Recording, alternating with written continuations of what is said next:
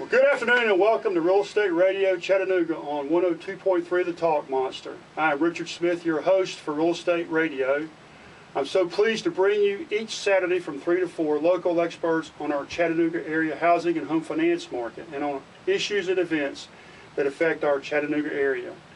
If you have questions about purchasing or refinancing a home, call the Chattanooga Home Mortgage Team. Write this number down, 423-280-0345.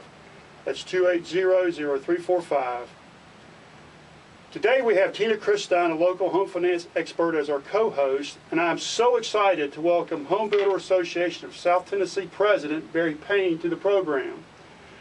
Barry is a second-generation local builder and has been developing residential and commercial properties for 20 years. Yeah. His website is www.truenorthdevelopment.org. Barry, so glad to have you here today. Well, thank you for having me. I appreciate you having me here today.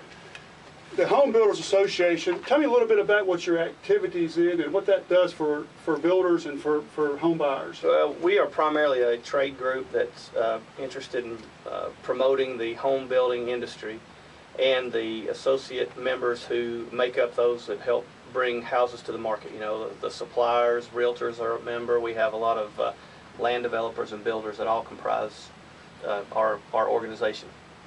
They do a lot in consumer education. We do a lot of consumer education. We do a lot of education of our members. We, you know, it's very important to keep yourself in tune with the newest and there's value in being around other people. Yes. And we share ideas with each other and you know, some of us, there's seminars and educational classes that the National Association offers all over the country. And we send people there, and some of us go there at our own expense. Then we come back and bring the ideas here and share them with our members. I know that I had listened to a local economist, not a local, but a state, I guess it's a state or national economist, that talked about the value of new construction to a community. Do you remember that talk that was there? Yeah, I don't have the exact numbers, but I tell you what you can tell. The thing that's very telling is prior to the recession we're in now, I've heard numbers, you know, 5 to 10% of the overall economy was housing related.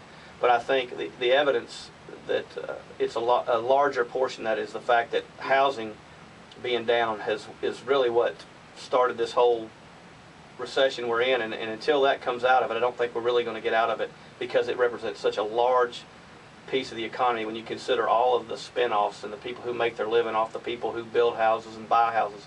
You know, the furniture makers, the appliance makers, the landscapers. It's just, you can go on for hours of the people who in some way, shape, or form derive their living from people who build and develop new housing.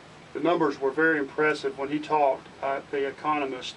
I think he talked about how many jobs outside of the housing industry. Yeah, and what I say is this, and I don't mean this in any way derogatory, obviously, because I'm thankful for the new things that are coming to town, but the home building industry represents many more jobs than Volkswagen, and it represents a lot bigger investment than Alstom, and we do it year after year after year. Every year we continue to do it, and we continue to hire, we continue to bring people in, and we're you know, part of the community that helps the overall quality of life. You know, we're constantly working to develop new types of subdivisions and integrate, you know, green living and open spaces. And it's an exciting thing to see the changes that come about, and it's fun to be a part of.